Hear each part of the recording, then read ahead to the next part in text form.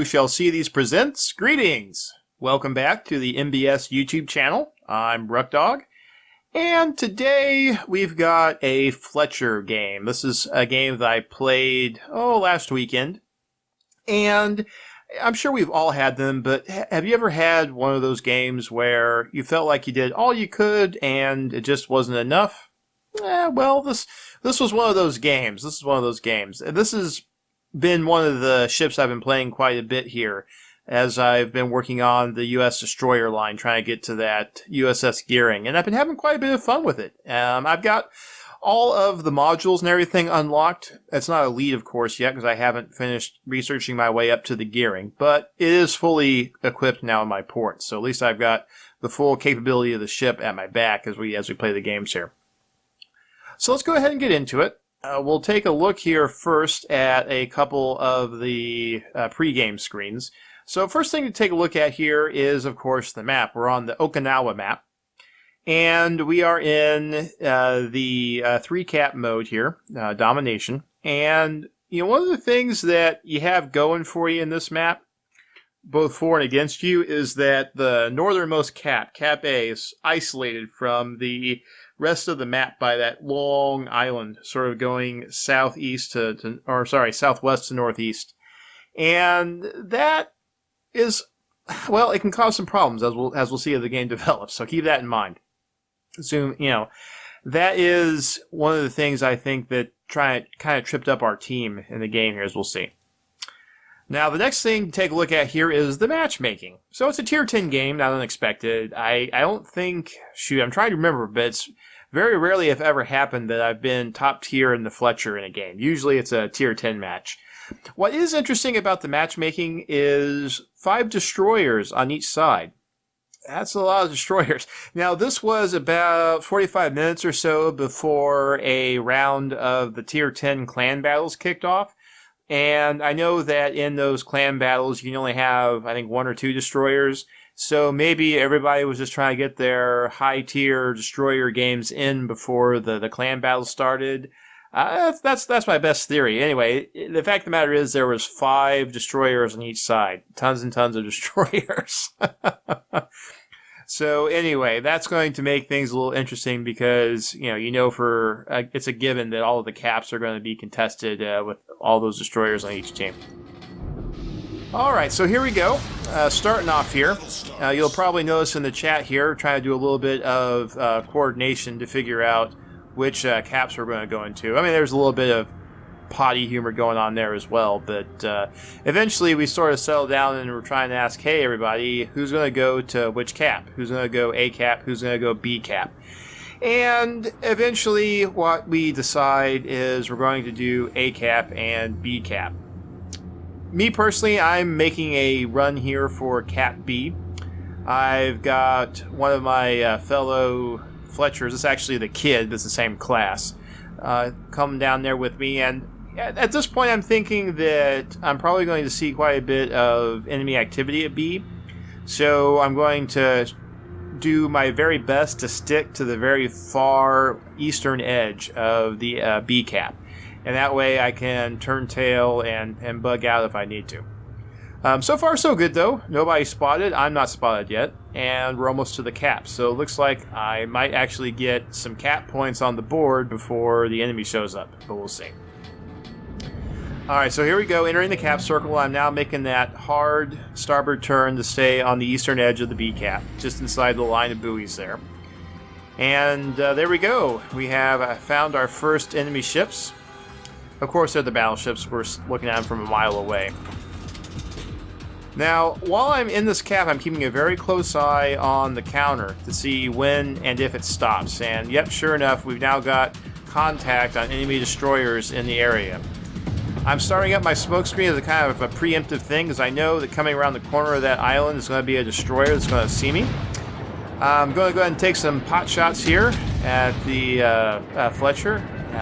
The rainbow arcs on the U.S. destroyer guns make it a little hard to get ranged in, but once you do, you can get a pretty good shot in there. Got momentarily spotted there because I slowed down too slowly, or didn't decelerate fast enough, I guess. I did see that enemy destroyer starting to stop in the cap, so I'm going to go ahead and flush my torpedo tubes down that direction and take a few more pot shots. I'm still got a little bit of sternway going on here, just trying to stay inside the smoke. See if I can start some fires on these enemy battleships and farm a little bit of fire damage on them.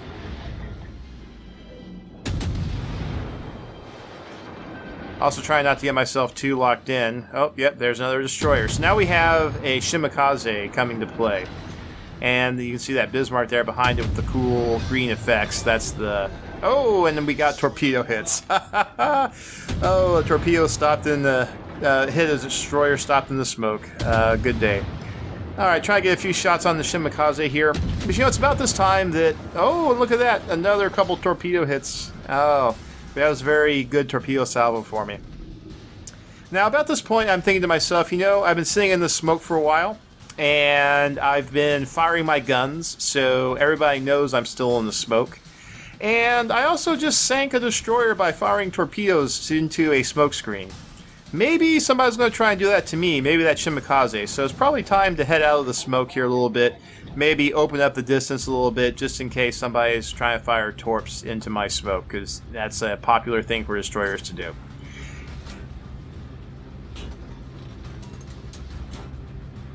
And when you know it, right on cue, here come the torps.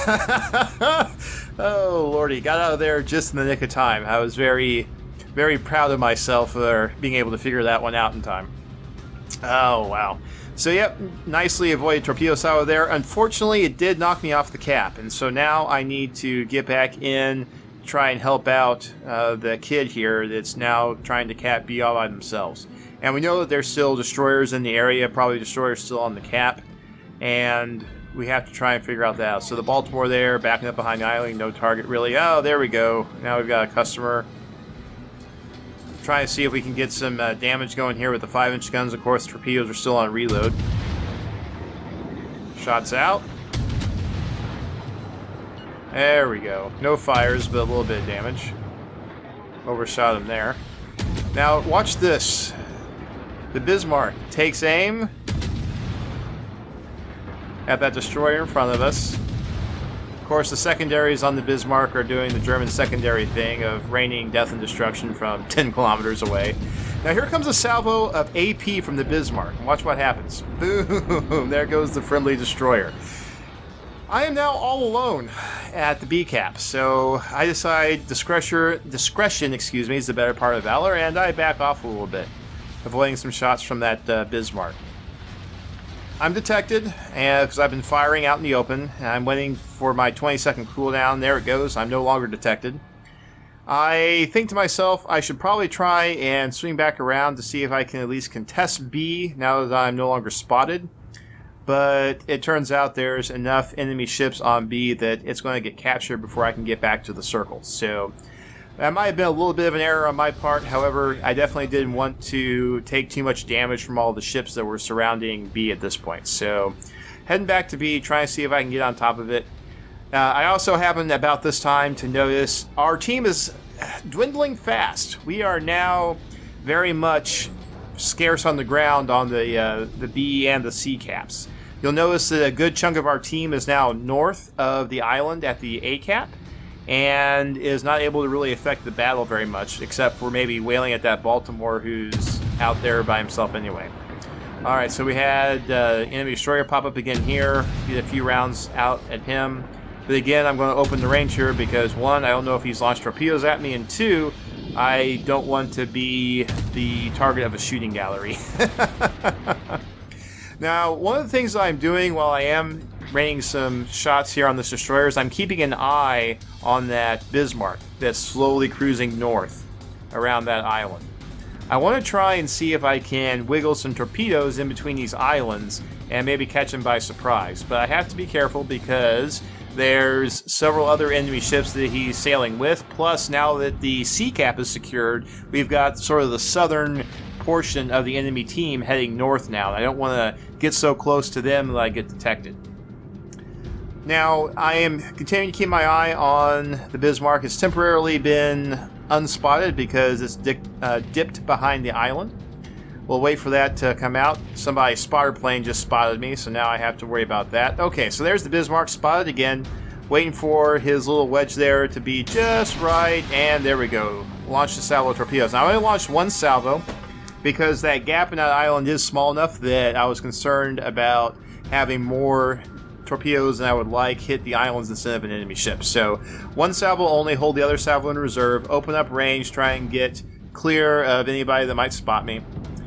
Torpedoes running hot, straight, and normal. Looks pretty good. If that Bismarck keeps on his course without deviation, I should get at least 1 or 2 hits, but we'll see how that goes. Now, I know I've got another destroyer out there. I can see the smoke cloud from him. I know I've got a second destroyer hanging out somewhere on the other side of the island by the Bismarck. Right now, I am working to close with the other the other friendly ships on my team here to the north. And we've got a cruiser and we've got the Yamato. There we go. There's my torpedo hit on the Bismarck. Now we'll see if we can get him again, because he doesn't seem to be figuring out that he needs to turn more. So we're going to wait until he steadies out after his last-minute evasive maneuvers and figure it out. Seems like he's accelerating a little bit, so I'm going to anticipate that acceleration just a smidge, and then I'm going to fire off my other salvo of torpedoes here. Yep, there we go, just ahead of the little gray wedge. Now here we are with the friendly ships. I'm noticing that our friendly cruiser, Nabuki, is getting hammered pretty hard by the enemy team. So my goal here is to try and get over fast enough. That's why I just used my speed boost and lay a smoke screen to support the Yamato and Nabuki before one or the other gets pasted by the enemy team. And here I am again. Now I've got one of my torpedo salvos reloaded, trying to see if I can get another salvo into that Bismarck, since it's being such a cooperative target when it comes to hitting it with torpedoes. And there we go. I laid that one behind the white wedge on the assumption that he would take evasive action from that first salvo I fired at him. But we'll see how it goes. Now here I am trying to get in position to lay that smoke screen, trying to help out the cruiser. Unfortunately, the cruiser ends up dying, and sadly, my smoke screen doesn't help. Got another torpedo hit though. And there goes, cruiser's gone. And that's a bummer for me. Trying to stay out of visual sighting range still. I don't want to be spotted, not without so little help around. Getting some good flooding damage on the Bismarck now that it's used up its repair, probably for the previous torpedo salvo. This salvo that I launched looked good, but he's going to manage to avoid him, so the Bismarck manages to tail the tail. I do, however, have a smoke screen laid down. It's now down to just me and the Yamato, so at this point I'm like, yeah, what the heck, I might as well duck into the smoke and try and farm some HE fire damage on a couple of these enemy ships that are around. So I'm working my way back to the smoke screen, looking at just, putting on some fire damage on the Bismarck. Get a few hits here, no fires. Shots out, see if I can get another one. And I'm into the smoke screen now, so that should help me with my stealth a little bit. And yeah, at this point, it's just damage farm mode till the end of the game. Yeah, there we go. Now we're getting some fires. I know that my contributions at this point are going to be sort of rearranging deck chairs on the Titanic because, just 2 ships down to facing 7. Or 7 or 8, we're not going to be able to pull this one out, I'm afraid. The ticket count's probably going to expire here pretty quick, especially with the 2 enemy caps on the board. But, every little bit helps, so might as well do what I can with the time remaining.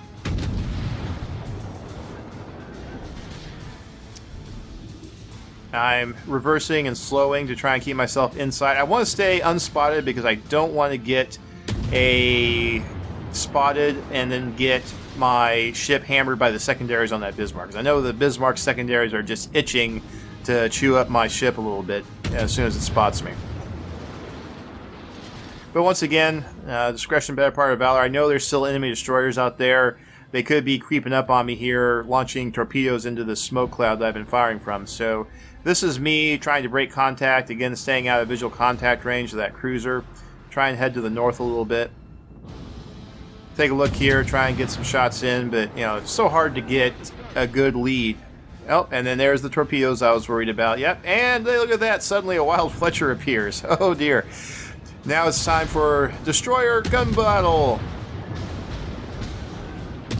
First salvo goes a little wide, second salvo getting some good hits, incapacitations, yes. Oh man, we're hamming each other pretty good here.